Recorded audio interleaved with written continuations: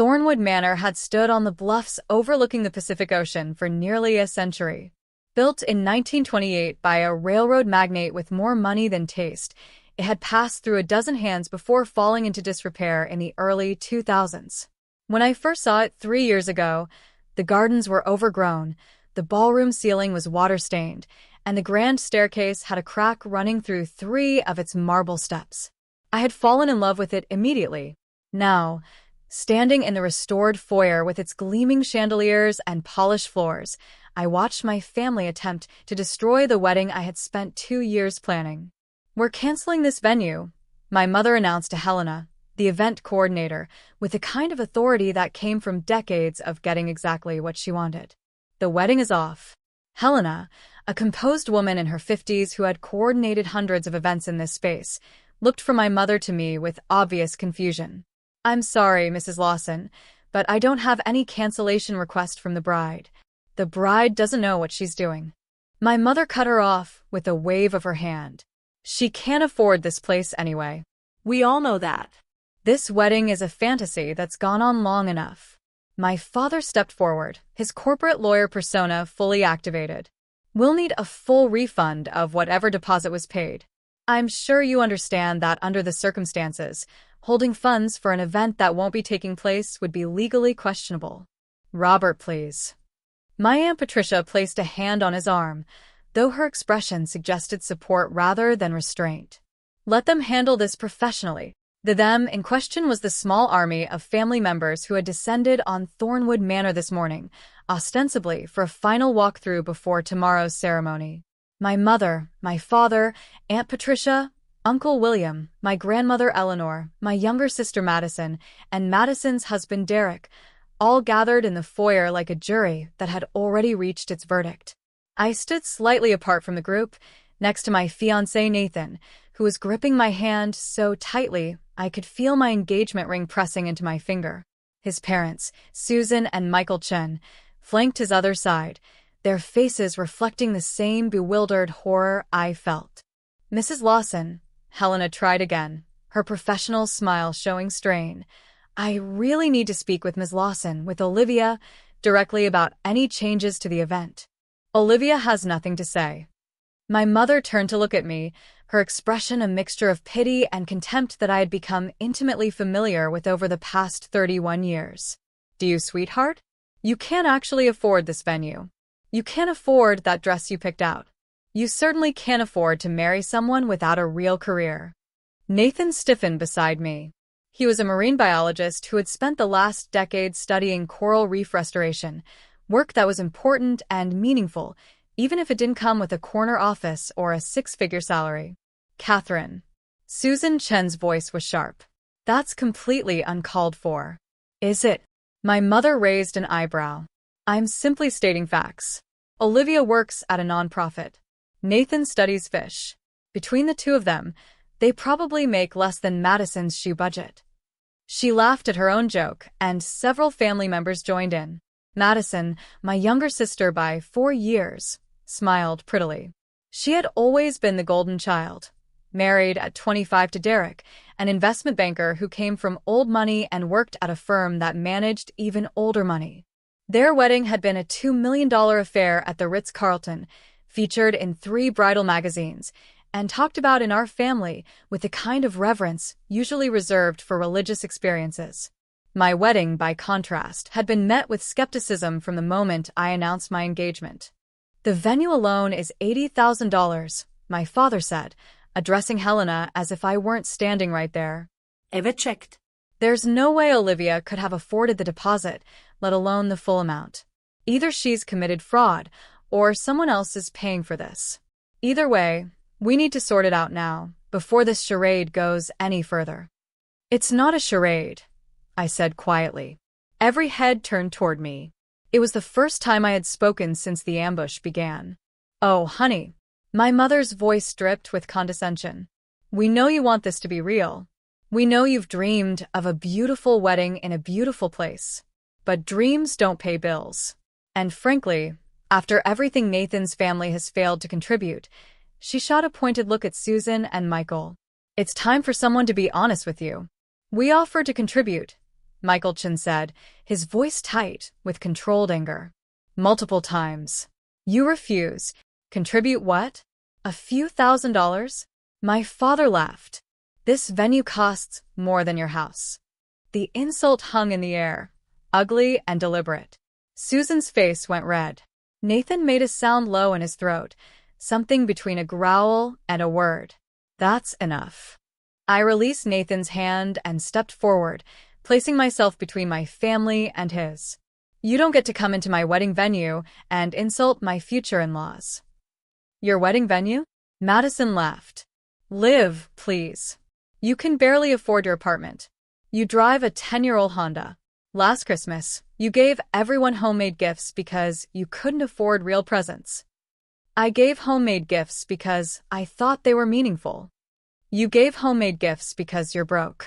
Madison examined her manicure with studied disinterest. Just admit it. This whole thing is some kind of elaborate delusion. Either that or you're in debt up to your eyeballs. Grandmother Eleanor, who had been silent until now, stepped forward with the aid of her silver-handled cane. At 83, she was still the family matriarch, her opinion carrying more weight than anyone else's. Olivia, dear. Her voice was gentle, which somehow made it worse. We're not trying to hurt you. We're trying to protect you. You've always been the dreamer of the family, head in the clouds, as your grandfather used to say. But there comes a time when dreams need to give way to reality. And what is reality, Grandma? Reality is that you can't afford this life. You work for a nonprofit that probably pays you in gratitude and good feelings. You're engaged to a man who plays with fish for a living. You've booked a venue that costs more than most people's houses. Something doesn't add up. Helena had been watching this exchange with growing discomfort. She caught my eye, a question in her expression. Do you want me to call security? I gave a tiny shake of my head. Not yet. So, what exactly is your plan here? I asked my family. You show up the day before my wedding, cancel my venue, and what? I just go home and forget the whole thing. You come home and let us help you sort out this mess, my mother said, as if this were obvious. We'll deal with whatever debts you've accumulated. We'll help you end this engagement gracefully. And then you can start over, maybe with someone more suitable. More suitable. Nathan's voice was dangerously flat. You mean someone with money?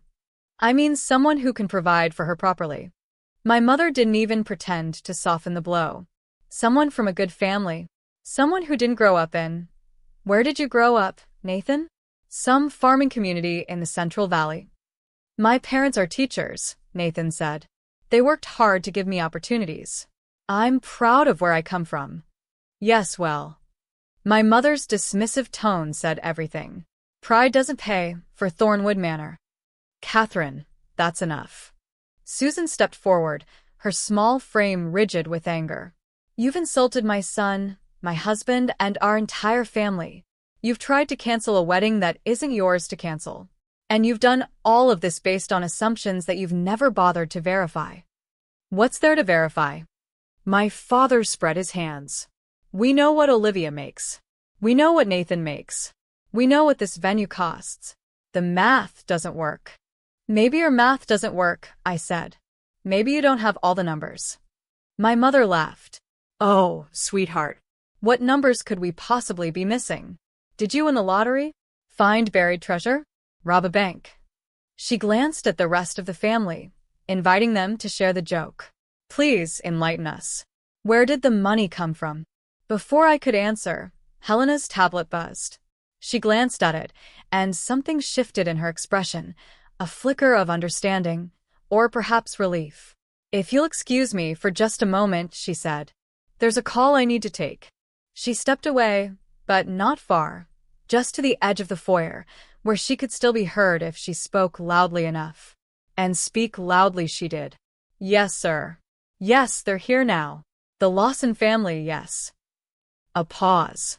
No, sir, the bride hasn't authorized anything. They're claiming, yes, exactly. Another pause, longer this time. I understand completely. I'll let them know you're on your way. She ended the call and returned to the group, her professional smile now carrying a hint of something I could only describe as anticipation. The property owner has been informed of the situation, she announced. He's asked me to convey that no cancellations or changes will be made without the explicit written consent of the bride. He's also coming down to address your concerns personally. The property owner? My father's eyes narrowed. I thought Thornwood Manor was owned by some LLC. A development company. Thornwood Estate Holdings, Helena confirmed. The managing partner prefers to be involved personally when there are disputes. Phoenix. My mother drew herself up to her full height, which was considerable even without her heels. Let him come. I'm sure once he hears the situation, he'll understand that this wedding isn't going to happen. Regardless of whatever fantasy Olivia has constructed, the reality is that she can't pay for any of this. Mrs. Lawson. Helena's voice was carefully neutral. I'm not sure you fully understand the situation. I understand perfectly. My daughter has gotten in over her head, and now it's up to the adults to clean up the mess. She turned to me, her expression shifting to something that might have been sympathy if it weren't so laced with judgment. It's not your fault, Olivia. You've always wanted things you couldn't have, but wanting doesn't make it so. I was quiet for a long moment, looking at my mother, really looking at her. This woman who had given me life, but had never seemed to actually see me. Who had praised Madison's every accomplishment while dismissing mine as cute hobbies. Who had made it clear from childhood that success meant money, status, and marrying well, and that anything less was failure. You know what I've always wondered, Mom? I said finally. Why you never asked about my work. In 12 years at the foundation, you've never once asked what I actually do. You answer phones and plan fundraisers. We know what you do. I'm the executive director. I have been for 6 years. Before that, I was the director of programs. Before that, I was a program manager. I worked my way up, Mom, just like Dad always said people should. My father waved this away. Executive director of a tiny nonprofit is still just a nonprofit. You make, what, $60,000 a year? 70? That doesn't change anything. You're right. It doesn't change anything. I took a breath. Because my salary isn't how I paid for this wedding. Then how? The question was interrupted by the sound of footsteps on the grand staircase. Everyone turned to look. A man was descending, mid-30s, wearing jeans and a casual button-down shirt, his dark hair slightly disheveled. He moved with the easy confidence of someone completely comfortable in his surroundings. Because he was. Because this was his home. Because he was my brother. Sorry I'm late, Ethan said, reaching the bottom of the stairs. I was on a call with the London office. He nodded at Helena. Thanks for the heads up. My mother had gone very pale. Ethan? What are you doing here? I live here, Mom. Ethan crossed to stand beside me, draping an arm over my shoulders. Or did you forget that when you were trying to cancel Olivia's wedding? Ethan Lawson. The firstborn. The prodigal son who had left home at 18 after a spectacular fight with our parents and hadn't looked back. He had worked 3 jobs to put himself through college, then 3 more to fund a startup that had failed, and then another startup that had succeeded spectacularly. By 30, he had sold his second company for 9 figures and effectively disappeared from the public eye. Our parents had spent years trying to reach out to him, to bring him back into the fold, to claim credit for his success. He had rebuffed every attempt, but he had never stopped talking to me. I don't understand, my father said slowly. You own Thornwood Manor? I bought it 3 years ago. It was falling apart and I liked the bones. Ethan shrugged. Olivia helped me with the restoration. She has a good eye for design. Probably would have been an architect if anyone had ever encouraged her. My mother's eyes darted between us, trying to calculate this new equation. So, you're paying for her wedding? As some kind of charity. I'm paying for her wedding because she's my sister and I love her. Because she's marrying a good man who makes her happy. And because Ethan's voice hardened. She deserved to have one day that wasn't about you trying to make her feel small. We weren't trying to make her feel small, Aunt Patricia protested weakly. Really? Because it sounded a lot like you were calling her broke, delusional, and incapable of making her own decisions. In front of her fiancé's family. Ethan turned to the Chens, his expression softening. Susan Michael, I'm sorry you had to witness that. The Lawson family has a long history of being terrible to anyone who doesn't fit their idea of success. Ethan, that's not fair, my mother said. We were trying to protect Olivia. You were trying to control Olivia. Like you've always tried to control all of us. Ethan's arm tightened around my shoulders. The difference is I escaped early enough to build my own life. Madison gave in and became exactly what you wanted. And Olivia? He looked at me with something like pride. Olivia found a way to be herself, while you were too busy being disappointed in her to notice. We're not disappointed, my father said, though his voice lacked its usual conviction. We just wanted more for her. More of what? More money? More status?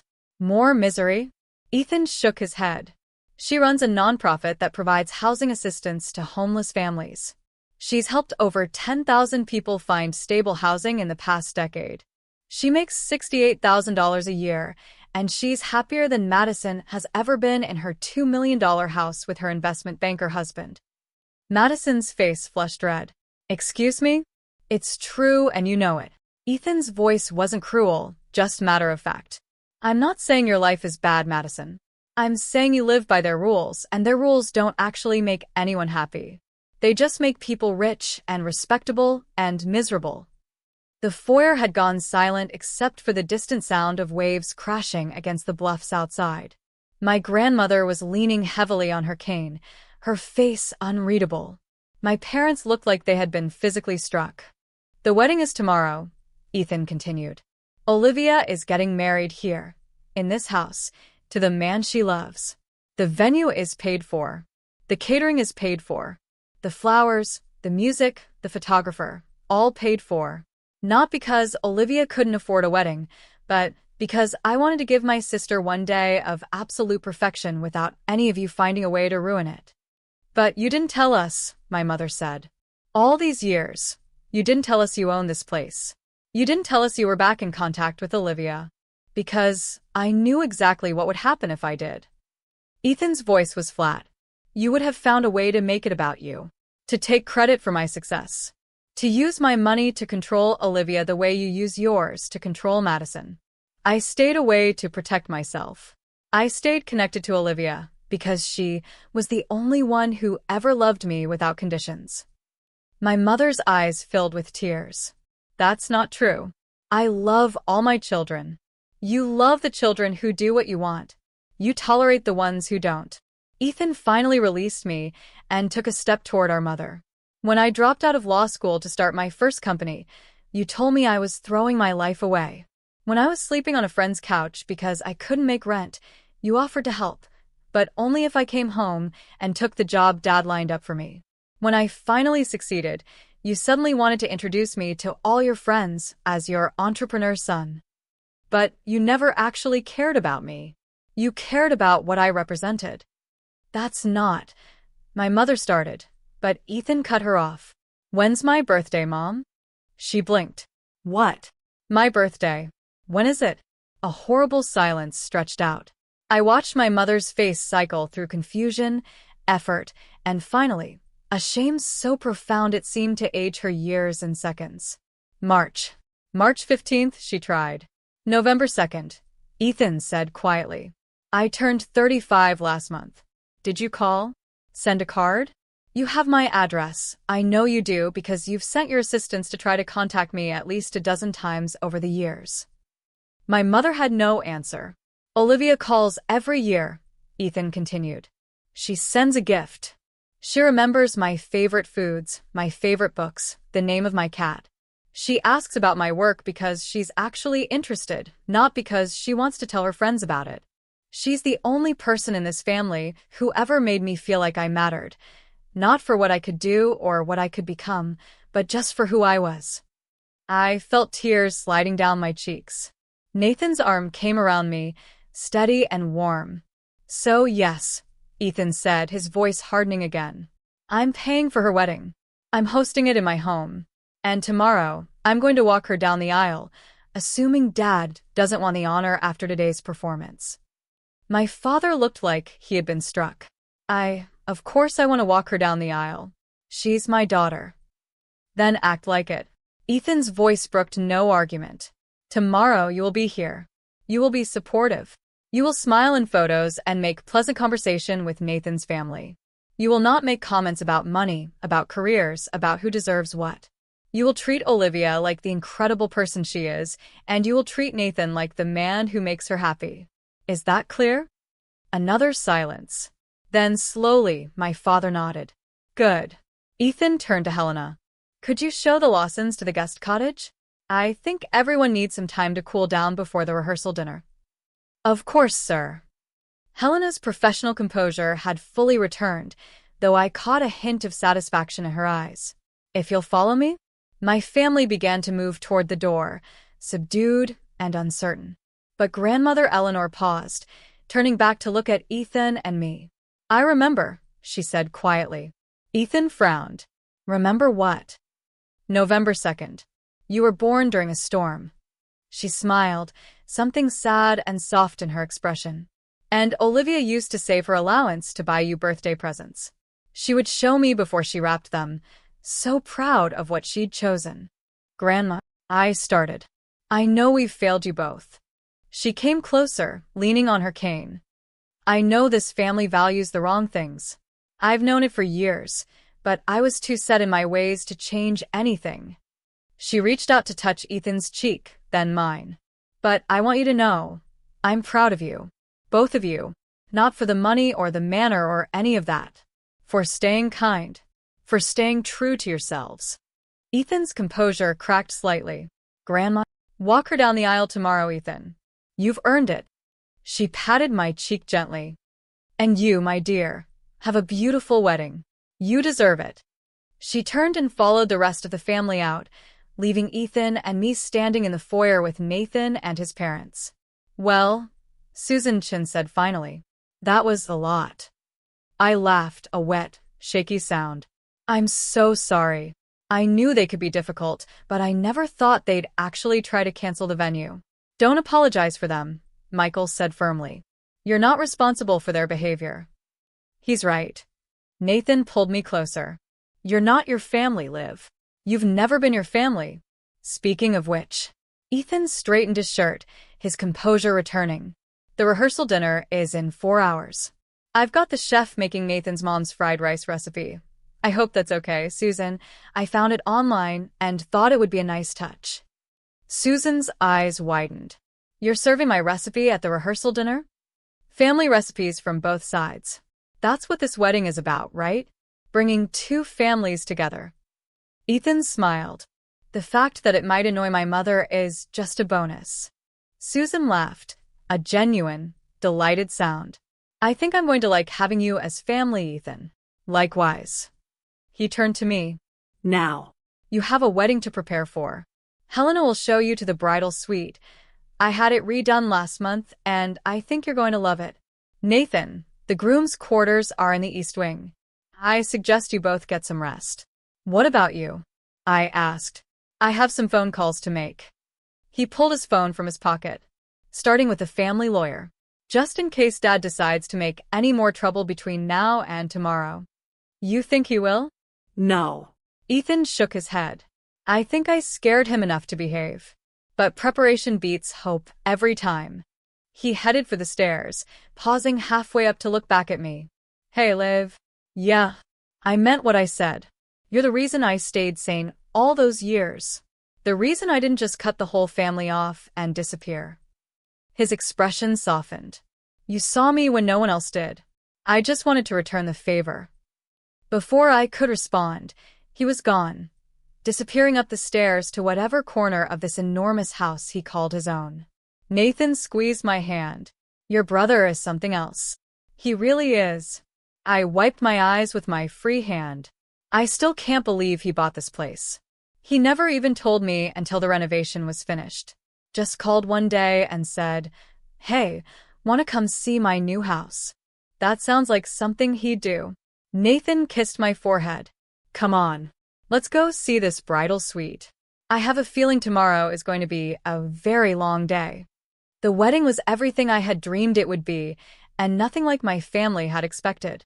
The ceremony took place on the bluff, with the Pacific Ocean crashing against the rocks below and the setting sun turning the sky into a canvas of orange and gold. Ethan walked me down the aisle, his arms steady under mine, and when he handed me off to Nathan, I saw tears in both their eyes. My parents sat in the front row, their expressions complicated, but their behavior impeccable. Whatever Ethan had said to them during the hours between our confrontation and the ceremony, it had worked. My mother even managed to smile when Nathan stepped on the glass at the end of the ceremony, a nod to his Jewish heritage that we had incorporated into the otherwise secular service. The reception was held in the restored ballroom, with its soaring ceilings and crystal chandeliers. Susan Chen's fried rice was served alongside my grandmother's pot roast recipe and Nathan's aunt's famous spring rolls. The toasts were heartfelt, the dancing was joyous, and for one perfect evening, both families came together as something approaching a single unit. Around midnight, when the party was winding down and Nathan and I were preparing to leave for our honeymoon, my father found me alone in the garden. "Olivia." I turned. He looked older than he had that morning, as if the day's events had stripped away some of the armor he usually wore. "Dad." He came to stand beside me, looking out at the moonlit ocean. "I owe you an apology. You apologized at the rehearsal dinner. That was a public apology. This is a private one." He was quiet for a moment. "I spent so many years trying to make you into something I understood that I never bothered to understand what you already were. That was wrong. And I'm sorry." "Thank you. I'm also sorry about what I said about Nathan's family. They seem like good people." "They are good people." "Yes." Another pause. "Better than us, probably." I didn't argue with him. Ethan said something today that I can't stop thinking about. My father turned to face me. He said you were the only one who ever loved him, without conditions. Is that really how both of you see it? That our love came with conditions? I considered the question carefully. "I think your love is real, Dad. I've never doubted that you love us.